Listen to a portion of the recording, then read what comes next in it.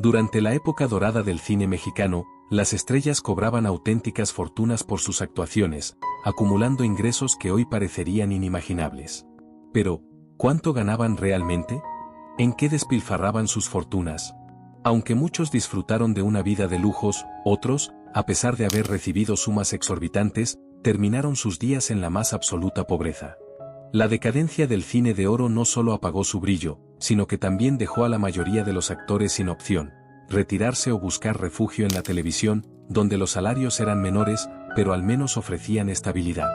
Actores con proyección internacional, como María Félix o Dolores del Río, obtenían mejores pagos, y sus películas llegaban al extranjero. Además, la expansión de la radio y la televisión amplió las oportunidades de los artistas para consolidar su fama y exigir mayores compensaciones. Mario Moreno, Cantinflas, suele ser considerado, en recuentos, el actor mejor pagado de su tiempo. Su personaje cómico, nacido en carpas y teatros populares, alcanzó una popularidad arrasadora. Su película Ahí está el detalle, 1940, marcó un antes y un después en su carrera.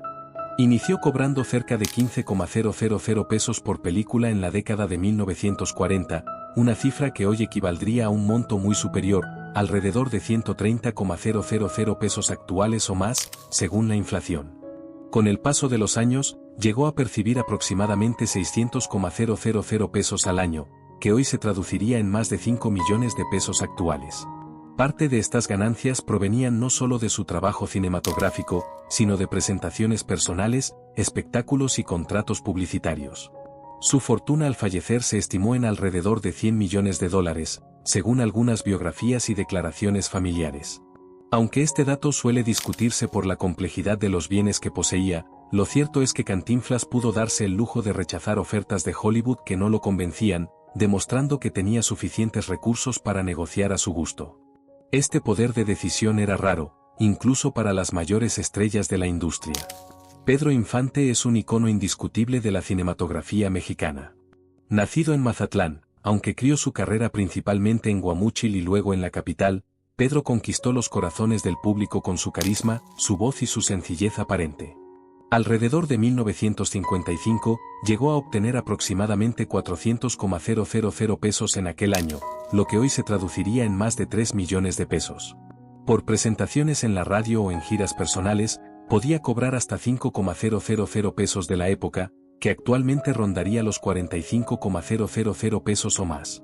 Una parte significativa de sus ganancias la invertía en automóviles, motocicletas y en mantener a su numerosa familia, pues tuvo hijos, además de apoyar a diversos familiares y amigos. Aún con su capacidad de generar taquilla, Pedro Infante solía ser descrito como un hombre generoso que no acumulaba grandes fortunas y prefería disfrutar su vida con lujos como motos, autos deportivos y aviones. Recordemos que era un piloto aficionado. Su temprana muerte en 1957 truncó una carrera que seguramente hubiera seguido cosechando éxitos y sumando ceros a su cuenta bancaria, pues cada película en la que aparecía era garantía de ventas y público fiel. María Félix, conocida como La Doña, trascendió las fronteras de México para convertirse en un mito del cine internacional. Admirada por su belleza, personalidad avasalladora y un carácter inquebrantable, fue la actriz mexicana que alcanzó mayor impacto en Europa y Latinoamérica. Se asegura que llegó a acumular en vida una fortuna valuada en más de 50 millones de dólares.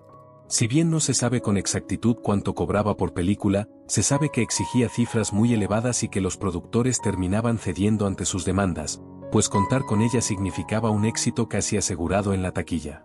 La anécdota de Tizoc, Amor Indio, 1957, resulta ilustrativa. María no quería participar en aquella cinta, y para convencerla, Ismael Rodríguez, el director, habría tenido que hipotecar su propia casa para cubrir el salario exigido por la actriz. María Félix protagonizó producciones en Francia e Italia, entre otros países, y cada vez que salía de México, exigía sueldos todavía más elevados, pues gozaba de una fama y un prestigio difícil de igualar en la industria hispanohablante. Su legado es incuestionable. A su muerte, el mundo del cine la despidió como la gran diva mexicana del siglo XX. Germán Valdés, mejor conocido como Tintán, fue uno de los comediantes más queridos en México y otros países latinoamericanos. Su estilo pachuco, con fusiones de inglés y español, y un manejo escénico extraordinario, le ganó un lugar privilegiado en el cine de comedia. De acuerdo con un reporte del periódico Cine Mundial en 1955, Tin Tan se colocó como el tercer actor mejor pagado de aquel momento, con alrededor de 300,000 pesos acumulados en ese año, equivalentes a casi 3 millones de pesos actuales. Por cada película, podía cobrar entre 25,000 y 30,000 pesos. Además, parte de sus ganancias las invertía en negocios personales e incluso en la producción de sus propias cintas, buscando multiplicar sus ingresos. Como muchos de sus contemporáneos, también realizó giras, programas de radio y espectáculos en vivo, sumando a sus ingresos la venta de discos, pues también fue cantante y trabajos de doblaje. Por ejemplo, dio voz a Balú en la versión en español del Libro de la Selva de Disney en 1967, aunque esto sucedió ya fuera de la cúspide de la época de oro. Tin Tan, si bien no alcanzó la cifra final atribuida a Cantinflas o a María Félix, se mantuvo entre los preferidos del público y las productoras, asegurando con su presencia la risa y el éxito de las cintas. Jorge Negrete, uno de los más grandes ídolos de la canción vernácula, también logró brillar en la pantalla grande. Su porte elegante y su voz, educada en técnica operística, lo convirtieron en el principal icono de la imagen del charro mexicano galante. Al inicio de su carrera, su hija Diana Negrete contó que a Jorge Negrete le ofrecían papeles protagónicos con sueldos que rondaban los 20,000 pesos de la época, cifra que hoy podría equivaler a poco más de 2 millones de pesos en un cálculo muy general basado en la inflación. Conforme creció su popularidad, ese monto subió de manera exponencial, pues llegó a compartir pantalla con los mayores referentes de la industria, incrementando su valor en el mercado fílmico. Fue miembro fundador y líder de la ANDA, Asociación Nacional de Actores, lo cual también le permitió una posición sólida a la hora de negociar. Aunque murió relativamente joven, a los 42 años, dejó un legado importantísimo. Películas como Ay, Jalisco, No te rajes, 1941, o Cuando quiere un mexicano, 1944, son parte esencial del imaginario colectivo. Jorge Negrete era considerado una apuesta segura para los productores que invertían grandes sumas para ofrecerle papeles, ya que su nombre seguía siendo un imán de taquilla y de presencia mediática. Joaquín Pardavé, director, actor y guionista nacido en España pero naturalizado mexicano, fue un rostro muy conocido en comedias familiares y papeles de carácter. Su salario estimado por película oscilaba entre 12,000 y 15,000 pesos de aquellos años cuando sus papeles eran protagónicos o secundarios de mucho peso. Esto lo situaría en una franja media alta dentro de la industria. Pardavé también escribió guiones, lo que le representaba ingresos adicionales que, para 1940 o 1945, podían incrementar su remuneración total. Fernando Soler, perteneciente a la dinastía de los hermanos Soler, junto con Andrés, Domingo y Julián, fue uno de los pilares del cine mexicano gracias a su gran presencia escénica y papeles paternales, sobre todo en dramas familiares. Su salario estimado era de alrededor de 20,000 pesos por proyecto en la década de 1940, cifra que subía si se trataba de una cinta de gran presupuesto o si él dirigía la película, pues también fue director. Pedro Armendáriz, reconocido a nivel internacional por su presencia en Hollywood, fue uno de los rostros masculinos más solicitados. Trabajó bajo la dirección de John Ford y en producciones importantes. Su salario aproximado para cintas mexicanas pudo rondar los 25,000 a 30,000 pesos al inicio de su fama, subiendo a 40,000 o 45,000 cuando su prestigio internacional creció. Su participación en coproducciones elevaba sus emolumentos, pues se valoraba mucho su capacidad bilingüe y su porte. Andrés Soler, hermano de Fernando, se destacó como actor de carácter en numerosos títulos de la época de oro. Aunque no siempre interpretó papeles estelares, su presencia constante lo convirtió en un imprescindible.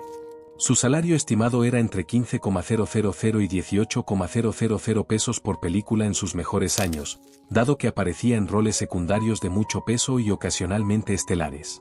Emilio Tuero, conocido como el barítono de Argel, fue un cantante y actor que gozó de popularidad por su voz y buena apariencia.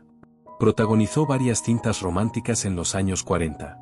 Su salario rondaba los 18,000 pesos por filme en su mejor momento, con la posibilidad de ganar más si incluía presentaciones musicales o giras promocionales.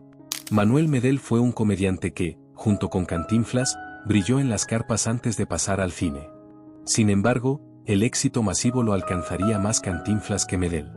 Su salario en la etapa dorada pudo haber sido de alrededor de 10,000 pesos por cinta, cifra menor que la de otros cómicos, pero aún así significativa en comparación con papeles secundarios de la época.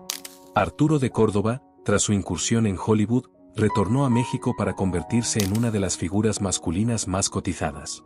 Participó en melodramas y cintas de suspenso psicológico, como El esqueleto de la señora Morales, 1960.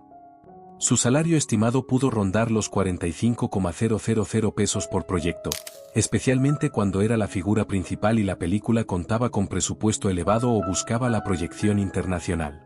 Joaquín Cordero, reconocido por una amplia trayectoria que incluyó papeles de galán y de villano, fue ganando prestigio con los años. Su salario en sus papeles protagónicos llegaba a los 12,000 pesos por cinta en la década de 1950. Conforme avanzó, pudo haber incrementado esa cifra, pero difícilmente alcanzó los montos de las superestrellas. Carlos López Moctezuma, reconocido por sus papeles de antagonista y villano elegante, era un actor de carácter que daba a las producciones un gran peso dramático. Su salario oscilaba entre 8,000 y 12,000 pesos por participación. No siempre se cotizaba tan alto como otros, pero era requerido por su calidad interpretativa. Tito Junco, actor que participó en numerosos dramas, poseedor de un rostro muy expresivo y apto para papeles serios o de villano, tenía un salario que se estima rondaba los 6,000 a 10,000 pesos. Generalmente interpretaba roles de reparto fundamentales para la trama. Víctor Manuel Mendoza fue un actor de reparto y de papeles secundarios, aunque también protagonizó algunas cintas. Formó parte de producciones con Pedro Infante, Pedro Armendáriz y otros. Su salario se ubicaba alrededor de los 7,000 a 10,000 pesos, dependiendo de la importancia del rol. Julio Alemán, aunque se le asocia más con la etapa final de la época de oro y el inicio de la televisión, comenzó a despuntar en la década de 1950. Su salario en su juventud pudo ser de aproximadamente 5,000 pesos por papel, cifra que fue aumentando conforme se consolidó en los años 60, ya más cercano al auge de la televisión. Fernando Fernández, conocido por su faceta de cantante y actor, tenía una voz grave y una presencia melodramática que lo hizo destacar en cintas de la década de 1940 y 1950. Su salario era de alrededor de 8,000 pesos por producción, subiendo si se requería que cantara o grabara temas musicales para la banda sonora. David Silva, destacado actor de reparto en películas de corte urbano o ranchero, famoso por su naturalidad al encarnar personajes populares, podía recibir alrededor de 9,000 pesos por filme. En ocasiones, si era coprotagonista, esa suma podía aumentar. Miguel Inclán, reconocido por papeles de villano y personajes de carácter, dio vida a muchos antagonistas temibles. También participó en cintas memorables con Pedro Infante y otros grandes. Se estima que en sus mejores épocas rondaba los 6,000 a 8,000 pesos. Era muy requerido, por lo que su volumen de trabajo solía ser alto. Cabe subrayar que la diferencia entre estos montos y los de superestrellas como Cantinflas, Pedro Infante o María Félix revela la brecha salarial que existía entre los llamados primeros actores o estrellas y los personajes de carácter o quienes se encontraban en una categoría inferior del escalafón. Hacer la conversión exacta de lo que ganaban estos actores en la década de 1940 o 1950 a pesos o dólares actuales es muy complicado debido a la inflación, las fluctuaciones históricas de la economía mexicana e incluso la devaluación. Sin embargo, es posible realizar aproximaciones con base en índices de inflación y en el poder adquisitivo de la época. Para poner un ejemplo, se ha dicho que 15,000 pesos de los años 40 podrían equivaler hoy a 130,000 pesos o incluso más, dependiendo de la fuente consultada. Por ende, lo que hoy nos parece una cifra modesta, en aquel tiempo tenía un poder adquisitivo muy superior. Por otro lado, algunas estrellas que lograban obtener 300,000 o 400,000 pesos anuales, como Tintán o Pedro Infante, ostentaban un estatus económico que les permitía lujos y una vida sumamente cómoda, difícil de igualar para el ciudadano promedio. Igualmente, la cantidad de trabajo que tenían, varias películas al año, más presentaciones musicales o de comedia, más apariciones en radio, a menudo disparaba los ingresos anuales. Esto explica cómo algunos de ellos llegaron a convertirse en mitos de la cultura popular, tanto por su carisma como por su buen pasar económico. La popularidad en prensa, radio y cine permitía a los actores negociar mejores contratos, ya fuera con estudios exclusivos o por película. En la época de oro, aunque los estudios imponían condiciones económicas, los actores más populares, como Cantinflas o María Félix, lograban invertir el poder de negociación, fijando sus propios honorarios. La exclusividad con productoras, como Pedro Infante con Discos Pirlis, garantizaba estabilidad con sueldos fijos y regalías, mientras que otros preferían negociar cada película para obtener mayores ganancias. La fidelidad del público, que seguía a sus ídolos de un medio a otro, fue clave para que algunas estrellas alcanzaran salarios comparables a los de Hollywood. El modo en que los actores administraban o gastaban sus fortunas marcó la diferencia en cuanto podían acumular a largo plazo. Cantinflas invirtió en bienes inmuebles, compañías fílmicas y propiedades rurales, además de poseer caballos de carrera. Su visión empresarial le permitió mantener e incrementar su fortuna. Pedro Infante, en cambio, gastaba en aviones, automóviles y motocicletas, además de apoyar de manera generosa a familiares y amigos. No se trataba de un despilfarro sin control, pero sí de un estilo de vida caro que mermó sus ahorros. María Félix adquirió propiedades de lujo en Francia y México, se rodeó de obras de arte y joyas de gran valor, y aunque su tren de vida era costoso, también era cautelosa en las inversiones. Tin Tan sostuvo a una familia numerosa, vivió con alegría y apostó por negocios cinematográficos propios, aunque algunos de ellos no prosperaron como esperaba. Jorge Negrete contaba con una mentalidad más enfocada en la representación gremial y la ayuda a compañeros actores, pues fue pieza clave en la fundación de la ANDA, y parte de sus ingresos se destinó a sostener esa asociación y a causas benéficas dentro del sector artístico. El final de la época de oro se ubica alrededor de los años 50 y 60, coincidiendo con la mayor apertura del mercado hacia producciones extranjeras, el declive de ciertos estudios y la llegada de la televisión. Muchos artistas de la generación dorada buscaron adaptarse al nuevo medio, pero los sueldos por telenovelas o programas televisivos no eran tan elevados como los de los mejores años del cine, salvo excepciones.